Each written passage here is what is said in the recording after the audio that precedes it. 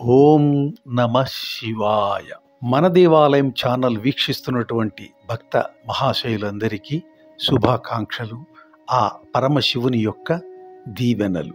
ఈరోజు ఈ వీడియోలో పరమశివుడు పంచావతార మూర్తి ఎలా అయ్యాడో తెలుసుకుందాం. ముందుగా దీనిని మనకు అందించినటువంటి మంచిరాజు పద్మజ గారికి కృతజ్ఞతాభివందనాలు. పరమశివుడు పంచావతార మూర్తి. విష్ణుమూర్తి లోక కళ్యాణార్థం దశావతారాలుగా అవతరించినట్లు అందరికీ విదితమే.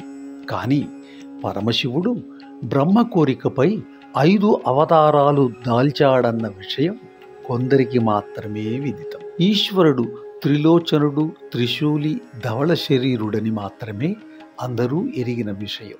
అమృతమథనం సమయంలో గరళాన్ని త్రాగి కంఠాన నిలుపుకున్నందున గరళకంఠుడు, నీలకంఠుడు అని కంఠము మాత్రమే నీలి నలుపు రంగులో ఉంటుందని మన విశ్వాసం.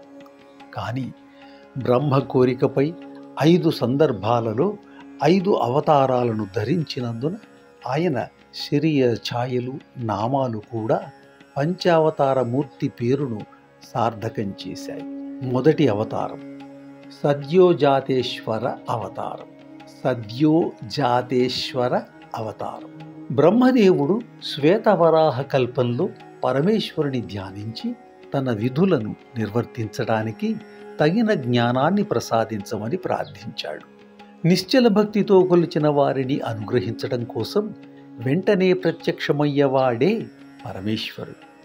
ఆయన గౌరీదేవితో కూడి సద్యోజాత శివరూపంతో ప్రత్యక్షం కాగా తనకు పుత్రప్రాప్తి కలగాలి అన్నారు. వెంటనే 4 కుమారులు కలిగారు.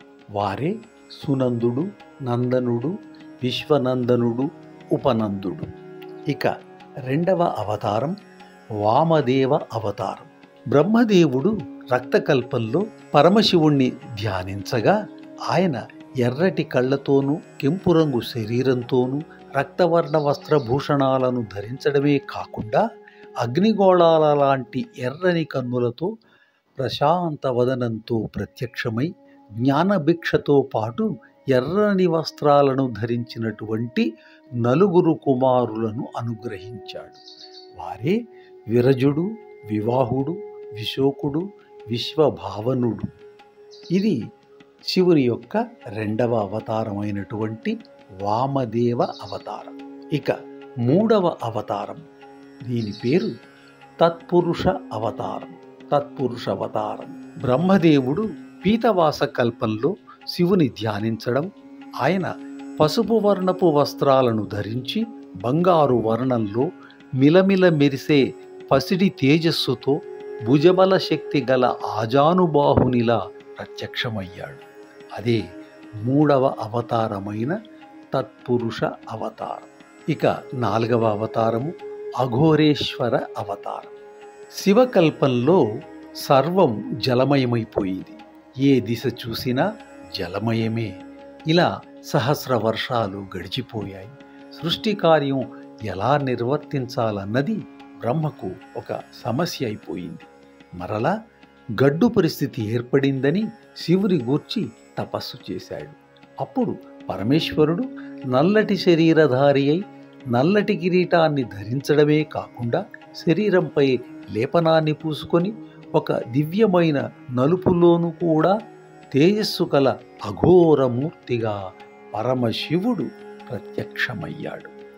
సృష్టి కార్యానికి సహకారులుగా కొందరిని అనుగ్రహించమని మరీ మరీ వేడుకోగా నల్లని దేహం, నల్లని ముఖం, నల్లని శిఖ కలిగిన 4 సృష్టించాడు. వారు బ్రహ్మకు ఎంతగానో సృష్టి విషయంలో తోడ్పడ్డారు. బ్రహ్మ అంతర్గత మదనాన్ని గ్రహించాడు. ఆ జ్ఞానశక్తి వెనుక గల స్థితిని గ్రహించాడు. బ్రహ్మ అడిగిన జ్ఞాన ప్రసాదమేమిటో గ్రహించాడు. ఇదే 4వ అవతారం. అటు తరువాత విశ్వకల్పం వచ్చింది. ఇక 5వ అవతారం ఈశాన అవతారం. కల్పకల్పానికి జరిగినట్టుగానే ఇక్కడ బ్రహ్మకు మళ్ళీ సమస్యలే ఎదురయ్యాయి. ఈసారి బ్రహ్మ శరీరం నుంచే మహానాదం సరస్వతి యొక్క రూపం ఆవిర్భవించింది. పరమశివుడే అలా అవతరించగా బ్రహ్మ అది ఈశానావతారంగా భావించాడు. ఈ 5వ అవతారమే ఈశ్వరుని అన్ని అవతారాల కంటే విశిష్టమైనది. ఇక్కడ ఆయనకు 4 సహాయకులను కూడా ప్రదానం చేశాడు. వారే జటి, ముండి, శిఖండి, అర్ధముండీలు. ఇలాగా 5 సందర్భాల్లోని 5 అవతారాలలోనూ బ్రహ్మ సృష్టి నిర్మాణ సౌలభ్యానికి, ముల్లోకముల హితానికే ముక్కంటి అనుగ్రహించినట్లు శతరుద్ర సంహిత చెబుతోంది. హర హర మహాదేవ శంభో హర శంకర. పరమశివుడు పంచావతారమూర్తి ఎలా అయ్యాడో ఈ వీడియోలో మీరు విన్నారు. దీనిపై మీ అభిప్రాయాలను, మీకు కలిగినటువంటి భావాలను కామెంట్ బాక్సులో తెలియచేయండి. మళ్ళీ వచ్చే వీడియోలో కలుసుకుందాం. అంతవరకు సర్వే జన సుఖినో భవంతు. సర్వం శివార్పణం. ఓం నమః శివాయ.